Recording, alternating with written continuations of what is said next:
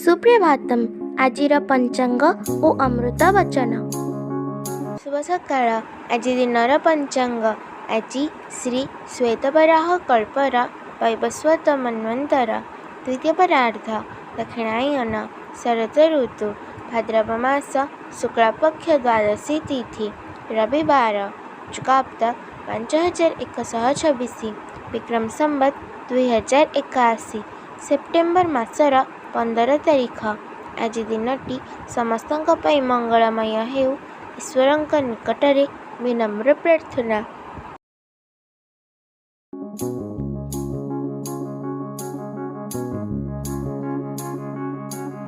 ପ୍ରକୃତରେ ତୁମେ ଧନ୍ୟ, ତୁମେ ହିଁ ପରମାନନ୍ଦର ଅଧିକାରୀ।